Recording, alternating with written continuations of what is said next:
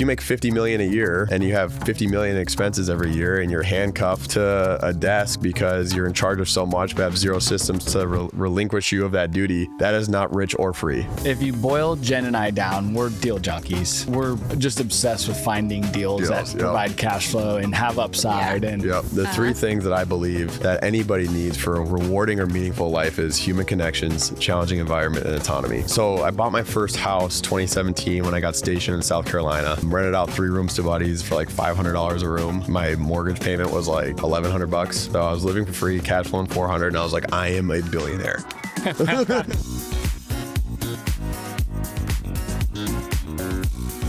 All right, welcome to another episode of the CashFlow Quest. We got another good friend of ours, Morgan Hampel, and another great real estate friend of ours doing some fun deals. I'm really excited to chat markets. We were just kind of coming in, getting started, talking about latest deals, some of the challenges with it.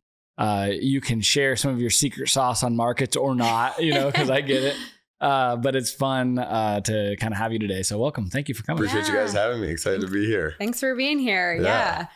We're excited to get started. If you boil Jen and I down, we're deal junkies. Yeah, of course. The team is because you have to eventually have a team. Yes. And so we've learned that the hard way.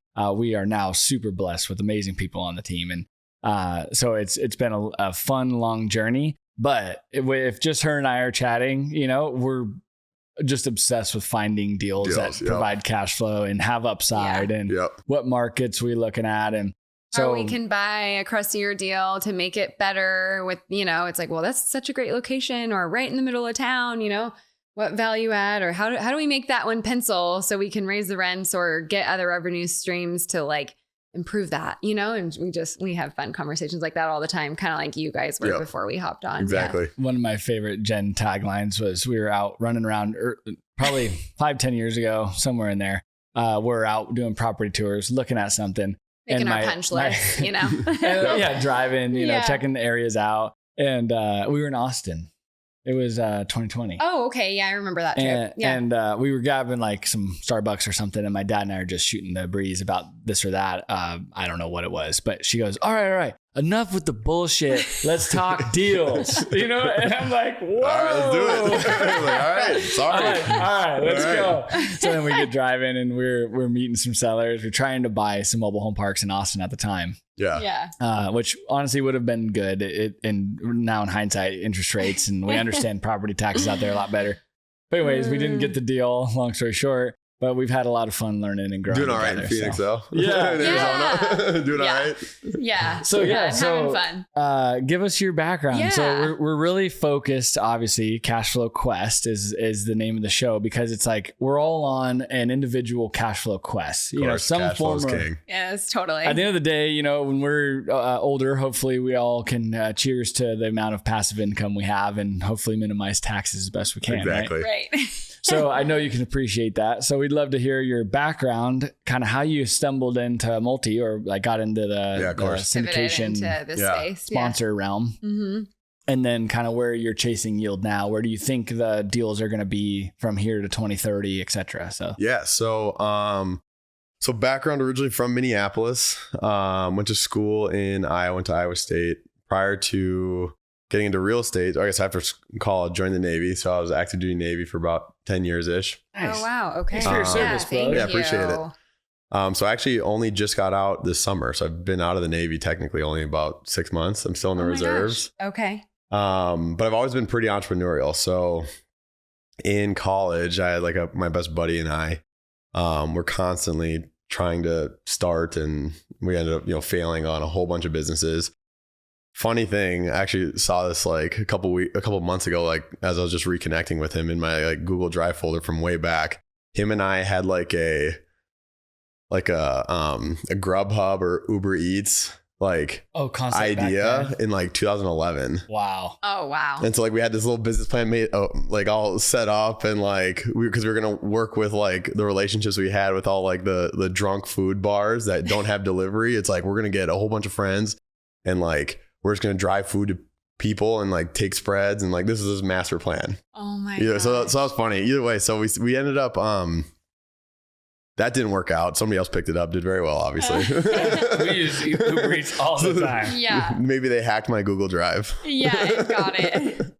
But needless to say, the last idea we had actually took off, and it wasn't even like the idea, it was just the next idea.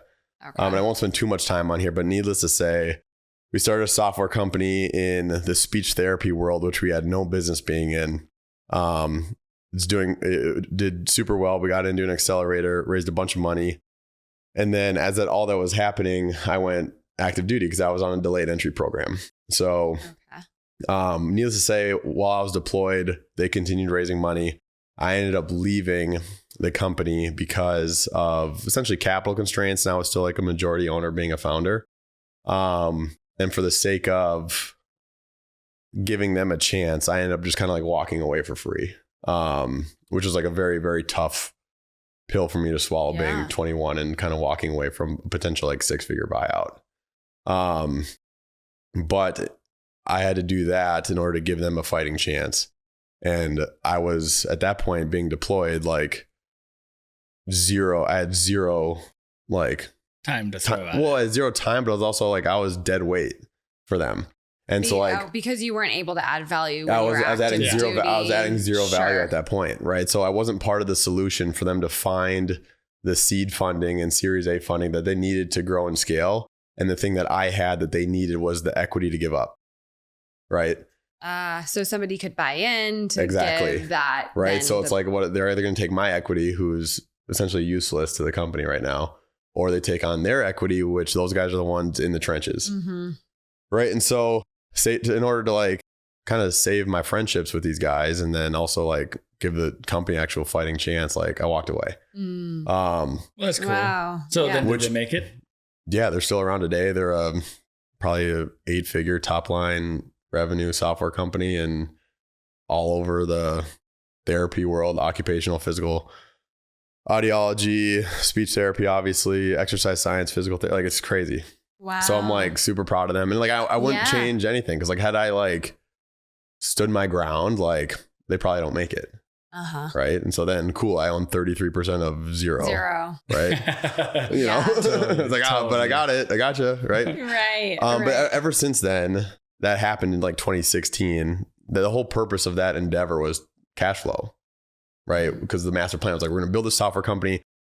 And we're going to build it and then we're going to do nothing and we're just going to get mailbox money. Once it's built, it's built and then there's nothing, right? That was like the mindset, right? But then once I walked away, it's like, well, my goal is like, I got to figure out how to make passive income so I can replace my income by the time I get out of the Navy so I don't have to get a real job. And I was just like, I was obsessed with that concept, right? And so like, I was just like trying to learn and figure out like, how do people do this? Yeah. Stumbled across real estate. Did you read any of the main books that are kind of? I mean, the first domino was Rich Dad Poor Dad, as it is for like many people. That was ours. It's crazy. And so I bought my first house 2017 when I got stationed in South Carolina.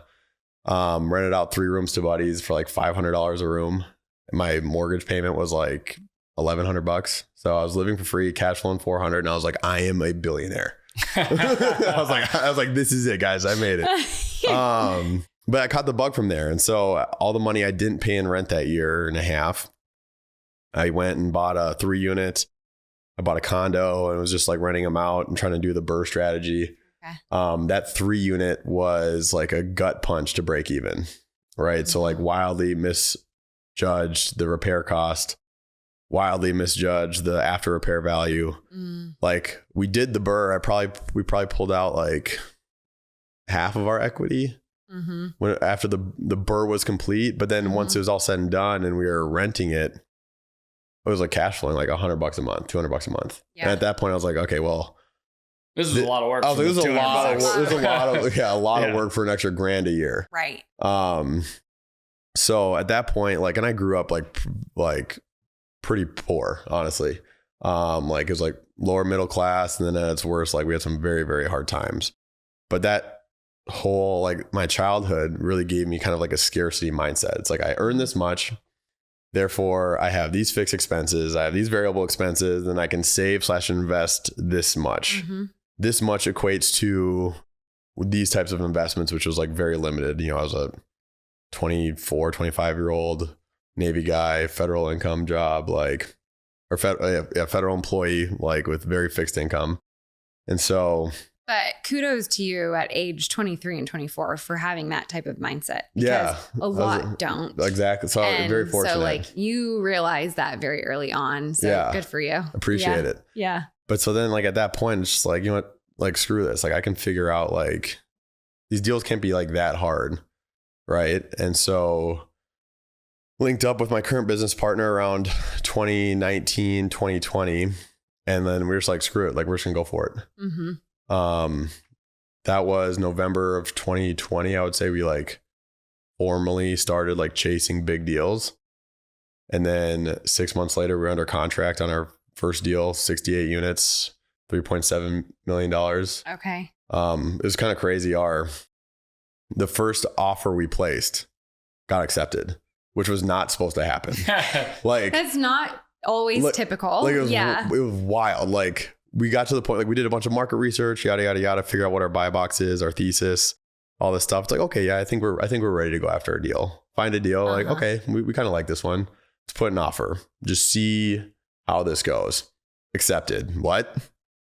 Wait, game on, baby. Wait, you're like, really? okay, ready or not, here we go. And it's like, all right, well, it's like, when's the next time we're going to find a broker dumb enough to like bet on these two guys who have literal full-time jobs, have never raised capital before. And like, so we had, 60, 90 days to raise $1 million for our first raise. Okay. So what, lay out just for fun, lay out the deal. How many, 67 units, 68 units. 68 units. We were under contract for $55,000 a door. In Ankeny, Iowa, which is probably the top suburb of Des Moines. Okay. It was a distressed asset. Well, you knew a little bit. Well, correct me if I'm wrong, but like you went to college in Iowa, so you were somewhat familiar with the area. For sure. It wasn't just like a new state, new city. Exactly. Yeah. You kind of had spent some time there to kind of learn. So you knew that it was a good location. And so there's a lot of intention behind that because we were looking at some tier 1 cities. And as we were doing due diligence of those cities, it's like, man, like every deal that comes out, there's a dozen, 24 offers. Like we're never going to win. Cap rates are super low. Mm-hmm. Like it didn't make sense. So we kind of like took a step back. It's like, oh, let's look for, some smaller tier 2, tier 3 cities that have good, strong bones, job, employment, growth, population growth, job diversity, all the things. And then also just like familiarity, right? And we ended up going back to Des Moines for like lots of different reasons. And I mean, it's a good state. And like we're still investing there today. So 68 unit. Yeah. 55,000 a door. Yep. Distressed asset. So it was about 70% occupied, like 50% economically occupied. So I mean, this thing was like bleeding. How old? What? Yeah. It was a mixed bag. So it was a portfolio of 8, 12, or 8 plexes. It was kind of like, oh, okay. So it wasn't one building. It wasn't one building. It was 8. But it was all together. It was together in the deal, but it was 3 sites about a half mile from each other. So like close enough. I can picture what you're saying. Yeah. So it was like 3 sites and like two or 3 buildings per site. Okay. And distress meaning it's lenders taking it? No, just in horrible shape. Okay. So like the seller needed some maintenance and repairs. I don't know if the seller even knew he owned it. Like it was wild. So it like absent owner, absent property management, like very mismanaged. That's like part of the reason why we liked it. It's like we're gonna have to get the ugly deals. And so for us just getting started to get a track record. And so we put that offer in and we got it. We're just like, whoa. Sold that guy. But so the crazy thing about this store, and like this is something I would never ever do again. And I would never recommend anybody else do it. But looking back on it, we did what we had to do. So it's like you guys know when you syndicate, you're technically writing a check you can't cash that day, at least, You are. You're banking on the fact that you can raise the capital by the time you close. So we have never done a deal, especially one this size. We've never raised capital. Right. And so we're trying to figure this out, like as we're building the parachute as we're going down. Oh man, it rings home for sure.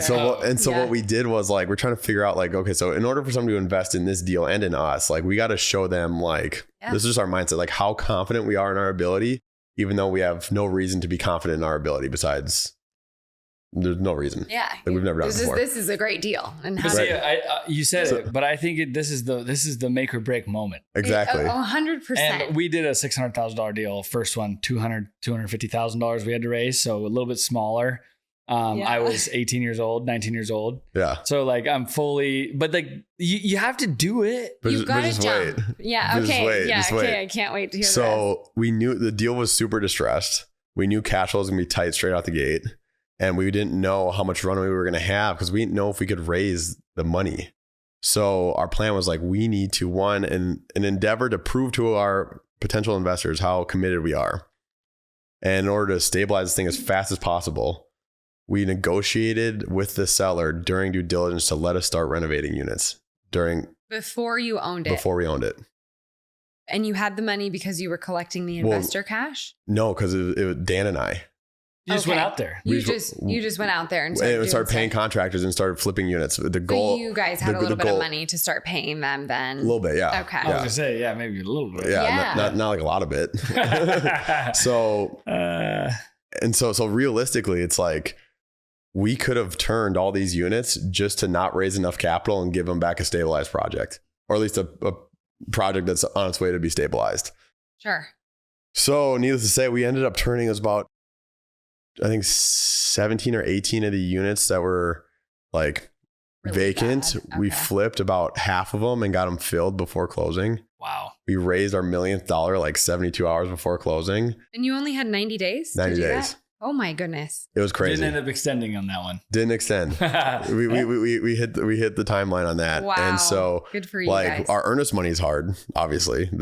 How much was it? The contract, $37,000. Okay. Yeah. And then the contract labor money is super hard. That's definitely not coming back. Yeah. Plus, like, if we don't raise the capital and we can't close, like, we're stabilizing his asset for him. But needless to say, we raised our millionth dollar about like 72 hours before closing, got these units filled, and we had it stabilized, cash flowing 3 months in because we got a because we got a 3-month head start on turning units. Good for you and guys. So we started giving out distributions right away because of that. And we got our next deal under contract. So we closed on that deal June 2021, started giving out distributions in July or August, and then got our next deal under contract in September of 2021, 106 units for $7.5 million, raised $2 million, easier than the first million. Because a lot of those other people just reinvested in this next deal. Okay. You're building a crew now of investors. And then it's been off to the races since. How many investors roughly did it take? For that first deal was 20. Average investment size was $50K. Yeah. Okay. That's pretty good. Yeah. Yeah. The next deal, $2 million raise, was 34 investors. Mm-hmm. That was 106. And then we bought a 136 unit. That was a $4.6 million raise. And then we partnered on a 600 unit portfolio in Houston. And then got another 50 unit, partnered on a 200 unit. Okay. And have all of these deals been syndicated? All of them, yeah. Guys? And are they friends and family, or do you guys all friends and family? And then the 50 unit we just closed was our first time partnering with a private equity group. Okay. And are you going to do it again? Yes. Yes. If you're listening, yes. It was a lot of lessons learned, but I mean, it was definitely tough. But do you think it's tougher to do that or just go raise the money? Well, it's a different kind of tough. Yeah. Right. So boxes. It's when you syndicate, as you guys know, it's like fill the well, drain the well, fill the well, drain the well, fill the well, drain the well. So it's like you tend to be more capital limited, right? Mm-hmm, mm-hmm. And the nice thing about as you continue to grow, hopefully you just continue to grow your investor base big enough where it's keep the well more full. Exactly. Your trough is never that low. Right. When you have these type of strategic partnerships with private equity or family offices, the well doesn't really drain, but what you give up is control. Right. So especially as a first time partnership, the control provisions are really tough. And honestly, if I'm them, I'll be doing the same thing. Cause this is a new partnership, right? Yeah. So I get it. From our end, it's obviously very tough. It's now we got to put up and we got to deliver. Mm-hmm. So theoretically, like as we continue to do deals with them, the control provisions or, the leash will hopefully loosen a little bit. But then it'll be nice because then at that point we're deal limited, not capital limited. Right. Yeah. So it's one or the other. It's either cash or deals. Exactly. Yeah. It's picking your problems, right? Yeah. Realistically, like I think the perfect world is you just have an evergreen investor base and you go live and it just fills up from retail investors, right? Because I mean, in the end, like that's what I prefer to do. Like it's nice doing deals with these large groups. Sure. Like the capital raise is not as difficult, but like there's not the rewarding nature of making, multimillionaires or next million as it is like friends and family, like helping them like save on taxes and like getting and like earn the cash flow, and like people actually who use and need and love that cash flow. Like that's the best part of this business. Yeah. Right. So it's a little bit of both, but long-term goal is to keep growing our investor base, the organic referral way, people who know, like, and trust us and refer us to other people that they know, like, and trust. And then just syndicate deals the old fashioned way with a good track record and good people. Yeah. Now, do you guys manage everything you acquire? Yeah. Okay. Well, property manager, no. Okay. Asset manage. Yeah. Okay. Yeah. Okay. Yeah. We were talking about this on another interview where I forget. It was like a couple weeks ago, but with multi specifically, there's a lot of really good third-party management companies There are. for the property management. Yeah. For the Yes. property Mobile home management parks, it's way tougher. Yeah. Seriously. There are some, but not when we started, there wasn't really. And in certain markets, there's not great third-party management. Right. Yeah. Which And is then- why we property manage all of our stuff Makes and sense. asset Yeah. manage. Absolutely. Arguing on should we do it, would we do Yeah. it again, or whatever. But I think with multi, I like the idea of asset managing and property management, third party, using somebody that's really good at it. Yeah. One of our closest mentors runs I think they have like 2 billion under management. And it's funny. And it's funny from them to say it like on top of their throne in the castle. That they're one of their biggest regret. I don't say it's a regret, but the headaches that property management provides is like their least favorite part of their business. Like, don't bring property management in house. It's not worth it. I mean, the drama of the And day-to-day they're operation. syndicator. They own or they. Oh yeah, yeah, Okay. Yeah, They're not just a property management company. Correct. Yeah, they own.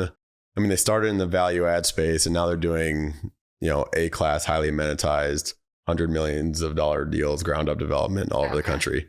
Wow. Yeah, they're behemoths now. Okay. Oh, good for them. That's cool. Yeah. Yeah. Yeah, I want to back up for a minute because in your time in the military. So I was a nuclear engineer. Yeah. Okay, so that's interesting. I appreciate it. Yeah. All aircraft carriers and submarines are nuclear powered. Okay. So my job, I was essentially in charge of all the nuclear mechanics who run and operate the reactor on an aircraft carrier. Okay. So when I'm like standing watch, if you will, it's like the pilot of the nuclear reactor.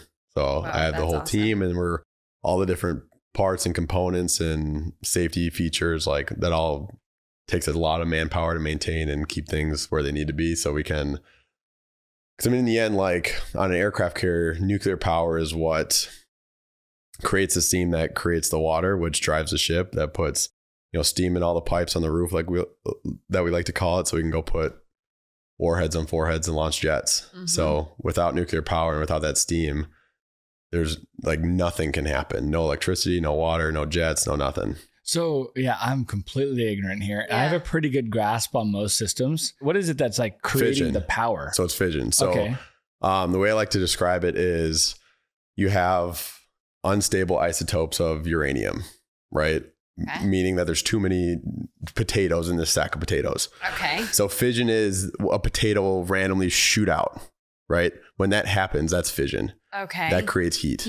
Okay. That potato bullet will hit another sack of potatoes that has too many potatoes in it, And knocks then off cause another one. Okay. And that's a chain reaction. That heat is controllable. All that steam is now going downstream to either create water, spin propellers to drive the ship, spin generators to create electricity, or go to the flight deck to pressurize accumulators and launch jets. Whoa. So the engine of those huge ships is steam powered? Correct. And so then all the steam will eventually get condensed back into water and then pumped back in. So it's so it's recyclable. It's all, It's insane. It's so totally self-contained. Well, exactly. And what I think is such a cool point is he's doing this in the Navy while trying to buy apartments. We're pretty stupid over here. What? Apartments are kind of simple compared to that. Yeah. That's really nuclear cool. power is much easier. It's much more digestible than it's hyped up to be. So then just for fun, right? Let's go into power. I feel like we're going into an era where we don't have power and they decommission nuclear plants, and it's like, what are we going to do? Exactly. Yeah. Do you think we're going to be able to bring on nuclear power fast enough? Fast enough? No. Eventually, I hope so. I think, I mean, it's going to be a forcing function, right? Yeah. Something's going to have to give and common sense is going to have to prevail at some point. But the thing is, the thing that nuclear power lacks is the money and the lobbying force that fossil fuels currently has, right? And because of Chernobyl, because of 3 Mile Island, because of Fukushima, there's a huge political dark cloud over it. Yeah. Without the actual education and money to disprove a lot of the things. Because talk about Fukushima, which is actual, Chernobyl's different because the Russians did a whole bunch of illegal things, and the overall reactor design is inherently contrary to everything you could ever learn, the Bible of nuclear power. So it's kind of an obsolete question. We know not what not to do. Yeah, I mean the way they built it is completely wrong, right? And I won't go too far into that, but Fukushima, same type of reactor that we all use and really the world now use in its entirety. Okay. That was worst case scenario. They had a meltdown, tsunami hits, destroys all the backup generators. So they lose power. The emergency pumps that remove heat from the reactor failed. So there was a meltdown. There's no nuclear explosion. There's nothing to explode. It melted down. When that happened, how many people died from the nuclear accident? So did it blow up? No. Okay. Zero, because it didn't blow up. Exactly. Right. Yeah. So everybody who died in Fukushima was from the tsunami. Oh. They drowned. So when you talk about what's inherently more dangerous, drilling for fossil fuel, and trust me, I'm pro fossil fuel. I'm not saying there's a huge need for that, but for the electrical requirements for AI and everything, there's a huge push for battery powered vehicles. Well, where does the power come from? Right. It's got to come. The power requirement is going exponential, right? Yes. And we cannot drill enough to make up for that. We didn't input more power with these cars. Exactly. We just are extracting more in different ways. Exactly. Versus I drive a diesel truck. I like the fact that I'm isolated as a system because I'm a pilot. I like redundancies in my life. I can put fuel in my tough shed. I like the fact that I'm not just pulling it from my house, from the grid, from solar, because now I would be dependent on that. Or I have to go plug in on the way to the desert, or the Yuma or whatever. Yeah. Right. So I functionally, that just doesn't make sense to me to be pulling power unless it was just a golf cart around town. Yeah, exactly. So and the thing is so it's so interesting about Fukushima is the worst possible thing happened ever in nuclear power. 0 deaths.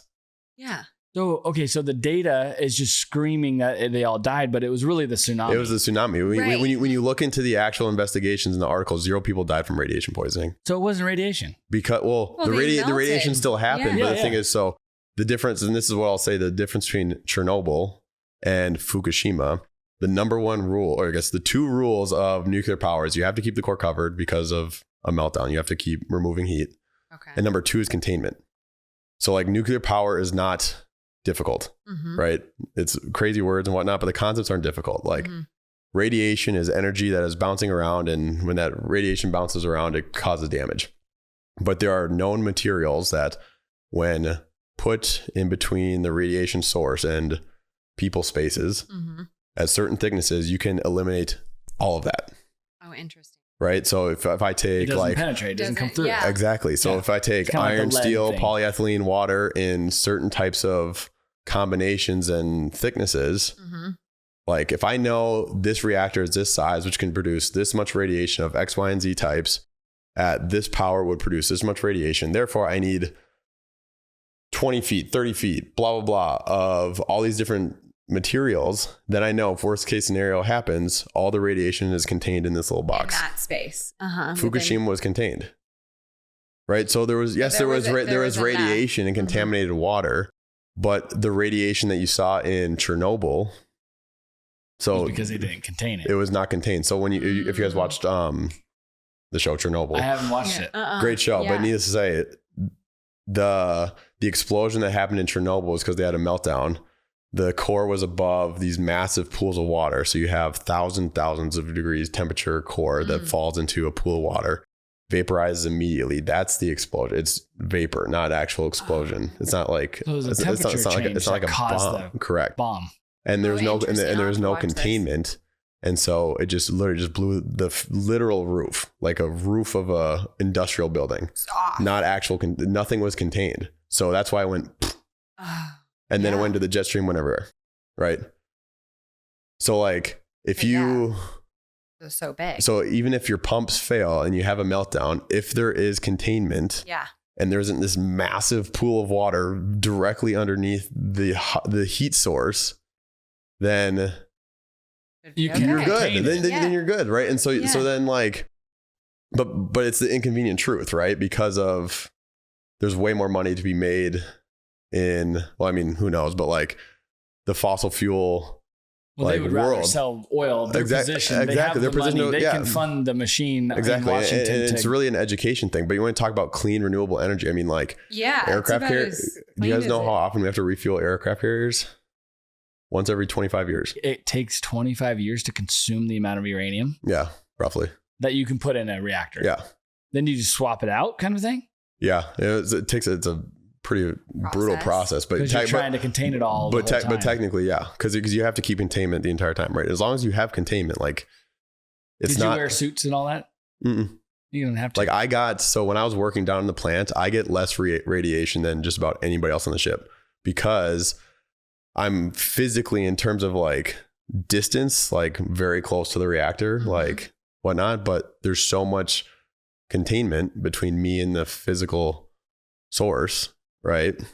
I received essentially zero radiation my entire career. Whereas pilots are flying, they're on the flight deck the entire time, or they're in the air, right? Getting pounded by the sun. They get exponentially more radiation than we do throughout their careers. That's interesting. Yeah. I love learning all that stuff. So I just thought it was a really cool, like complete opposite dynamic. Yeah. I read it and was really curious about it too. Yeah. So I love nerding out about it. It's a past life really now, cool. But so, I mean. But you did it for 10 years. Well, so, I mean, bringing it back to real estate, something's going to have to give. I think nuclear power is going to make a resurgence. Will it make a resurgence in time?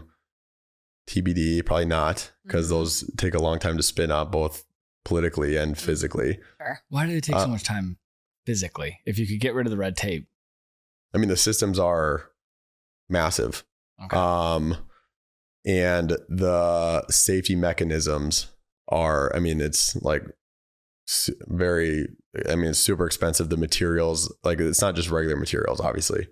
Right. So the supply chain construction of that takes a while. To build one would take time. It takes a while. And plus there's only certain places that can physically kind of like house them. Like they're usually on the water because we use ocean water for cooling a lot of systems. Oh, so so obviously with fission, there's radiation, but with fusion, so there's this lab called Lawrence Livermore Lab here in California that just had the first ever net positive fusion reaction, which means they took two hydrogen atoms and these massive lasers and they smashed them together to create, I think it created heavy water deuterium. And so just as much as there's energy that gets expended in the tearing apart of these potato sacks, there's energy that gets released in the building of them. Okay. And so they did that where it produced, for the first time ever, produced more energy on the outgoing side than it did to create the potato sack, if you will. Wow. And so that does not produce radiation.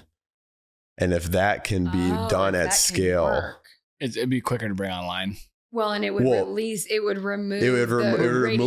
remove the underlying risk, black cloud of radiation that nobody likes. Over fission. Exactly. Yeah, there's a lot of talk about fusion right now with all the AI stuff, right? Yeah. And how so much we power. can do fusion, but the issue was it always took more energy to do than it created. Mm-hmm. For the first time ever last year, they flipped it. Got it. And so that's why fission is like the best, to date, cleanest and renewable energy sources, because it's self-sustaining. The energy it takes for fission to occur is much less than the energy produced from fission itself. Yeah. So that's why it's all like we can produce so much energy with very little energy cost with fission. So then where do you see that going? Like if they were going to do that, could they create these energy sources where like cars and homes could be powered off so that's what they're working on right now. So there's a ton of money going. And so this is actually, that would be interesting. So there's these things called SMR, small modular reactors. And so like right now we have massive nuclear reactors that can power cities and regions, right? Or warships, right? But now they're trying to build them on a microgrid scale. Okay. So either you could have them like do power a neighborhood or power vehicles or whatnot. So it's, they're working on that right now. So, that could be a possibility. But once again, like a lot of it's going to come down to production, education, and making sure that people know how to actually like, operate and do it safely. Right. But regardless, like it's still inherently way safer than it is in burning fuel, because there's like strong safety constraints that are well known and well documented and well executed. Like nuclear Navy's been around 80 years, 90 years, 0 accidents. Wow. Right. So it's like, we're doing safe. It. Right. Yeah. It is. Yeah. With all of that, you still thought that multifamily would be a good long-term cash flow kind of game to play? Yeah. So, so this is like, I'll kind of boil this down to like my kind of core belief on life. Yeah. An investment thesis, Yeah. So, and I shamelessly stole this from a Malcolm Gladwell book, Outliers. But the 3 things that I believe that anybody needs for a rewarding or meaningful life is human connections, challenging environment, and autonomy. And like, I like thoroughly enjoyed my time in the Navy. I enjoyed nuclear power more than I honestly thought I would when I first got started. But like, I didn't have that burning desire to do it for a whole career, right? Sure. I'm super glad I did it, glad it's over kind of thing. But in the end, like I knew my resume at that point would push me towards a nuclear job, obviously, right? Because that's what my experience shows. Sure. Yeah. But I didn't want to trade a high paid, high time consuming, high stress job for another. Right. Because the whole goal is like, yes, the Navy is human connections. It's a challenging environment, 0 autonomy. A nuclear engineer at a civilian power plant, sure, I'm sure human connections, you probably get some buddies in the plant. Challenging environment, once again, 0 autonomy. What I was searching for and found in real estate as that vehicle, like human connections. I love working with fellow like-minded entrepreneurs looking to build cash flow for themselves, for friends, for family, putting value into communities, bringing life back to something that is like distressed. Human connect, challenging environment, like crazy putting these deals together. The relationship, every deal is different. Every deal is different. There's different hurdles. Like challenges. You never know, like Murphy's Law is wildly apparent in every deal. Yeah. Right. Until it's closed. It's not done. Nothing counts. Yeah. Deal's not done until it's done. Deal's not done until it's done. You don't know what kind of variables. And then you're just basically getting started. Exactly. Yeah. And then you just go, congrats, you're closed. Now you actually have to do the thing you did. Do your picture you're going to do. So like, congrats. Yeah. Get to work. Get to work. So challenging environment. But then once again, like we were talking about at the beginning, like autonomy. Yeah. Once you stabilize these deals and the dust is settled and things are moving, you've created like a beautiful place to live for a lot of people who like build lives and families and legacies at these residences.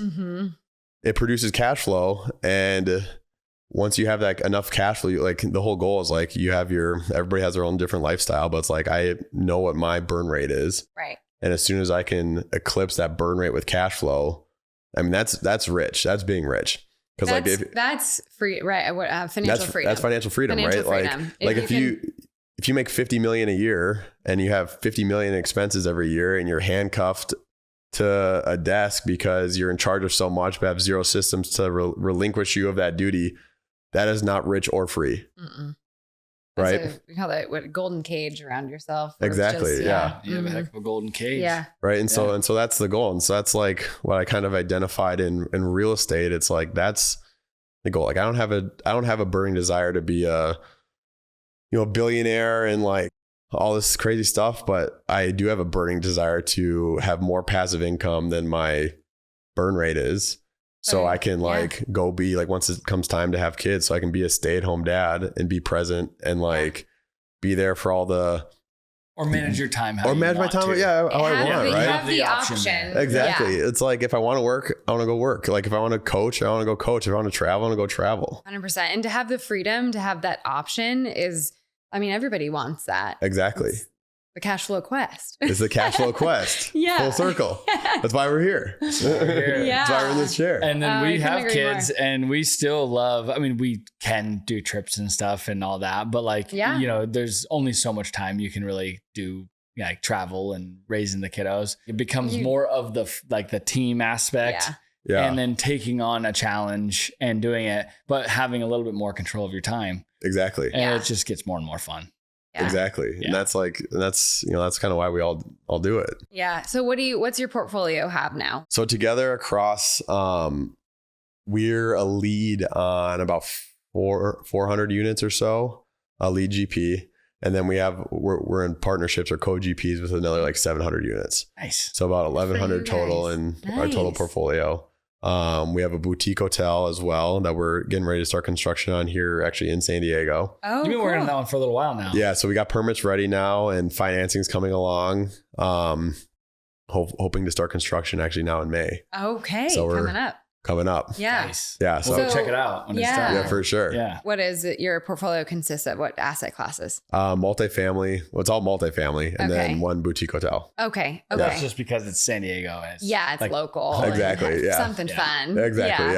Yeah. Oh, that's cool. That's awesome. Well, any markets or anything fun that you've been seeing or deal dynamics or like where do you think you're going to kind of spend your time in the next handful of years chasing deals? What brought us to Des Moines is we wanted to find, so we got started in 2020.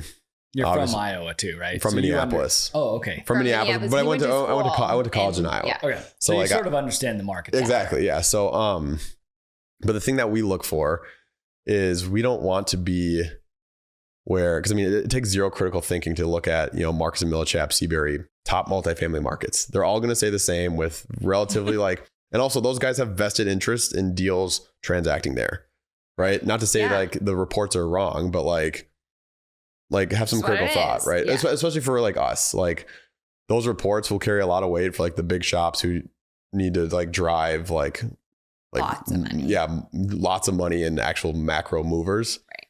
For us at the small level, it's like, okay, well, that's not where our money is going to be made chasing 4-cap deals, right? So where are these tier 2, tier 3 cities that have strong, stable employment growth, population growth, job diversity, and fairly like recession resistant. So that's the thing. That was actually the kicker that brought us to Des Moines was since it was 2020, we were trying to figure out what market performed the least worst in 2008 of these tier 3 cities. That's a good way to, kind of look at it. And Des Moines was like one of the top performers. And so that's why we went there, right? And we looked at the job base. It was like agriculture, government, financial services. And the thing that we didn't realize until I looked under the hood was insurance. Des Moines like the number 3 capital or insurance capital in the world. Really? For the headquarters? There's 81 insurance companies headquartered in Des Moines. What the hell? Why? I don't know why, but it's a thing. It must be a favorable business tactic there. So it's really interesting. So it's a hyper competitive insurance market because they're all headquartered there. Oh, interesting. But needless to say, like, talk about like ancient dinosaur businesses that are cash flush and going nowhere. It's, government, insurance, financial agency, and agriculture. Yeah. So like, Yeah. you will not see Des Moines go vertical like Dallas or Phoenix or Salt Lake City did in the last decade, but you're also not going to see the bottom fall out. Right. And so that's what we were looking for. This is a good middle of the road, stable. Exactly. Economy. And so it's not overbid. It's not overbid. Right. So and what cap rates, like just we're quickly? buying stuff at like a compressed cap rate in Des Moines, mid 5s. Okay. Like for like hyper competitive deals, but otherwise mid 6s, Okay. 7. All right. Really? So you can still find a spread on rates today. Yeah. Exactly. Yeah. Yeah. So I mean, they're tough to find, but I mean, like a little bit. You don't always have to go. Like for instance, a deal we're under contract right now. I mean, this is the exception, not the rule, but it's an assumable 2.77% fixed rate. Oh, I love We're that. putting a supplemental loan on it. Perfect. Yeah. And even with the supplemental, the blended effective interest rates, 3.5, Wow. paying good for down you principal. guys. So it's like, Perfect. Yeah. It's a great rate. yeah. So we were positive leverage day one and cash flowing and not too bad. But either way, so like the goal is to grow in Des Moines, get the economies of scale that we have between maintenance, property management, and everything, so we can get the lowest price per door management across the portfolio, and then find, once again, like the next kind of Des Moines, because like we want to buy our properties at the bottom floor and then ride the elevator up, Sure. not try to catch it at the top just to squeeze the last few steps out and then hopefully time the exit before the drop Again. right. And you're seeing a lot of that in some of these markets, like Phoenix got crazy bid up on the Phoenix multifamily got really hurt. Oh yeah. And people made an insane amount of money, but the ones who like kind of caught wind late and tried to get in at 2023, 2024, like they're hurting now. Yeah. And you're seeing when they rode the floating rate debt and all insane, the bridge money and all that stuff. Yeah. Because they just kind of, it really got weird. Yeah, exactly. Unfortunately. Yeah, I know. Because the price per unit in so what's a benefit just for full optics with mobile home parks, we never had access to any of the bridge money. Like just nobody could get comfortable with it. Yeah. I say that super broad strokes, but like very few people I know took any like higher leverage, higher rate stuff. Yeah. The only thing that people got into in mobile home parks was floating rate a little bit, but our income improved. So most of us were able to get out of them without an issue. Exactly. And so we watched like our price per unit went up, but with rent growth. Yeah. So like our price per unit swing was way slower. Yeah. But I watched apartments like double in per unit cost. Yeah. And now I'm hearing from brokers that like the lenders are only going to recoup 50%. Oy. Like they bought $250,000, $300,000 a unit for like value add B quality apartments in Phoenix. And now the lender's doing BOVs and the brokers are telling me they're BOVing at like 125. Not a good spot to be in. Yeah. To where what I just try to do is keep a line on like what is going to happen here. Right. And I would always be willing to look at multi at the one from the lender. Yeah. We probably wouldn't be the best buyer for it, but I like to keep an ear to the ground. Yeah, and understand what the heck's happening. Well, and So it's a comp source that we use. We so look we can at try to for keep sure what our, we're paying per unit, and revenue and all that. Yeah. So yeah, well, cool. Yeah. We'll have to continue to talk about markets because it's interesting to hear about like the diversification. I found that it's hard to find those Des Moines. Like it's not easy. I know. Yeah, they're not. The secret's definitely coming out. Like things are starting to get more competitive in Des Moines, which is like good and bad. Yeah. Because like we're still going after deals, but they're definitely getting like they're going from 3-4 offer competition to 9, 10, 11, 12. Yeah. Right. So it's good for the assets we own, but it's also like, dang, like, okay, we gotta kind of plant our flag and then let things go, you know? Which we kind of experienced, I feel like early on in Arizona, because we got in, 15-ish years ago and it was like that where it wasn't very many, but now, attention is definitely there. Another thing we're looking at too is just like aging demographics. Like that's a huge thing. So finding those communities where, honestly, retirement communities. So there's a huge play there. I don't know if we'll ever get into a senior home, but like, that's going to be a huge thing. It already is. It's a good market. It's a good market, but it's also especially if you don't try to engineer these things. Like what you're talking about. Go in, decent cap rate, don't overpay. Mhm. Yeah. You don't plan for rents to go up dramatically. Yeah. But there's a lot of value add to be had in the higher end execution of 55 Yeah. plus. And We actually there's have a massive turn for supply you. shortage for a lot of it too. Yeah. I Yeah. know. Yeah. With Yeah. the baby boomers and the generations kind of coming up. Yeah. Yeah. So we're kind of figuring out the next steps, but like right now we're just comfortable in Des Moines. We're trying to build out our portfolio there, but then look for where's the next, tier 2, tier 3 city that has like similar bones and less competition that we think could make a run in the next decade. Do you have any? What are you looking at? Any other cities? We're You looking gonna at share your secret market. Well, it's not my secret, but it's stuff we're looking at. So we're like obviously Des Moines. We really like Omaha. I wouldn't say it's a tier 1, but definitely. Well, it's not a full tier 1, but it's like kind of in Omaha, tweener. Nebraska. Yeah. Sioux Falls, South Dakota, Madison, Wisconsin. Sioux Falls is a banking capital. Weirdly enough, all the banking Is it? headquarters. Oh, interesting. It's also a good oil town. Okay. Yeah, there's nearby. Coworker in our office is from Madison, Wisconsin. Yep, Madison. Madison's getting a lot of tech, but it's still Midwest bones. Okay. Yeah. Right. Plus, you have like the university, which is good. Where else have we looked? Charleston, South Carolina. Yeah, we like We've South looked at. We Carolina. like Yeah, that really one like too. South Carolina. Those are kind of the main ones. St. George, Utah. Utah's Yeah. great. Yeah. Utah and St. George. In our beautiful. space, Utah is like super high price Mm-hmm. for some reason. I mean, the rent and the quality of tenant is really up there. That's good. Income's high, demographics pretty damn sturdy. Yep. Yeah. Yeah. So, yeah. Good for you guys. Lots of different spots on the map that Yeah. we're kind of keeping an eye on, but we'll see where we go next. Nice. Good for Yeah. you. Good stuff, man. Yeah. Well, Well, Thanks for joining us. Yeah, Go of ahead, course. I wrap it appreciate up. you guys having me on. yeah, no, we appreciate your stories and having you on today and learning about what you do. It was really interesting. I had a fun time. Yeah, a little chatting with nuclear you. powered Man. That tangent. was 101 for me. It was great. Yeah. Totally. No, Well, but we appreciate it. Of course. Thanks. Thanks. Fun stuff. Thanks for joining us for another episode. CashFlow Quest. We got into all sorts of fun stuff. So cheers. See you next time. Bye.